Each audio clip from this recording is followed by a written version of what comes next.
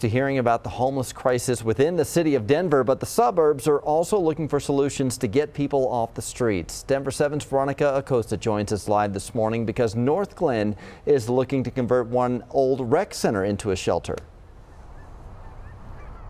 Yeah, homelessness is not just an issue in Denver. In Northglenn here, this building behind me, it's actually sat empty since October and could soon be a temporary fix. So it could be a place where at least 25 people come and sleep overnight and really shelter from the cold.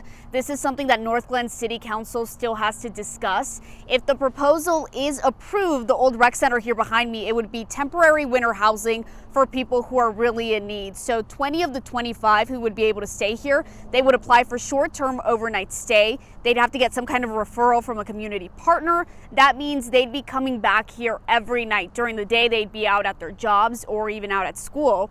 Now, the other 5 spots would be reserved for those who are in some sort of emergency situation and really need a place to stay on short notice. City staff, they did make one thing clear. They don't want this place to be a revolving door. The point is to help this specific group of people out and use the spot while it sits empty. For the 20 people, it's people you probably wouldn't look at and expect to say they're facing homelessness. You know, they probably have a job. They probably are living out of their car for whatever reason, whether it was an illness or they lost a job or they're dealing with some kind of change in their life, really don't have a roof over their head right at this moment.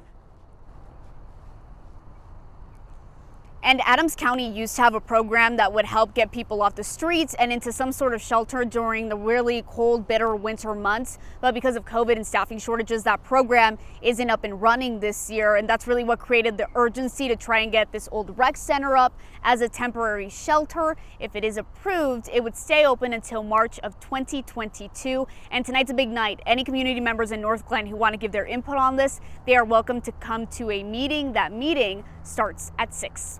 In Northglenn, I'm Veronica Acosta, Denver 7. Veronica, thank you. Turning to the coronavirus now, the Omicron variant has still not been detected in the U.S., but federal officials are preparing for it. The White House COVID-19 coordinator says it would take about 3 months to make a variant-specific vaccine. The CDC director says she's also working with major international airports across the country to conduct more tests on arrivals. Our state is still struggling to get the vaccine to underserved populations.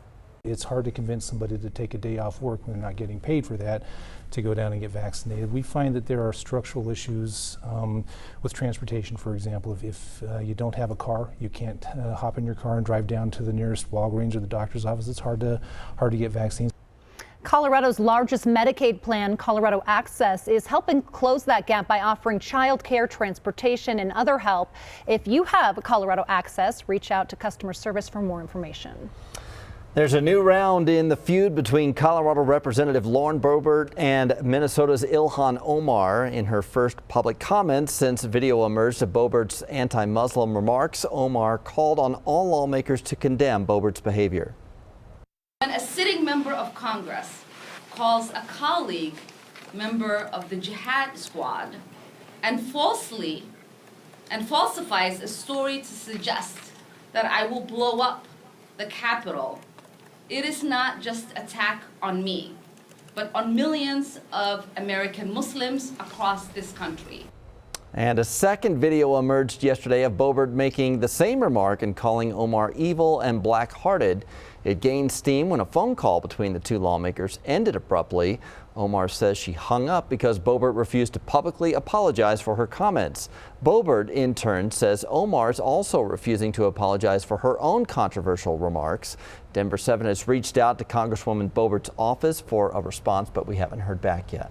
An RTD garage in Westminster has become a meeting spot for car enthusiasts, and neighbors say it is a big problem.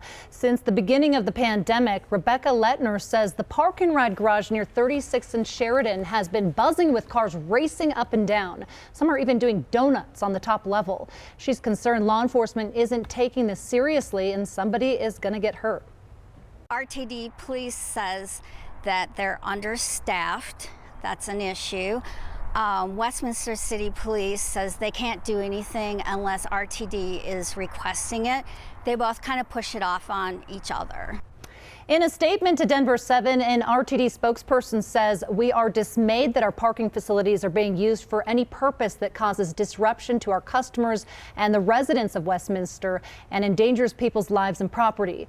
RTD says if you see this happening, call transit police. Just 2 weeks ago in Westminster, a 21-year-old woman died in a crash caused by two street racers. Annika Williams' parents are calling on state lawmakers to pass stricter laws to prevent more of these tragedies. A piece of Colorado history is being restored. Many have never heard of the Ludlow Massacre, but back in 1913, coal miners in Ludlow, Colorado went on strike and the company evicted them. So the miners and their families moved into a nearby tent camp. During a fight between the strikers, company guards, and the Colorado National Guard, a tent was set on fire. 2 women and 11 children hiding underneath in a pit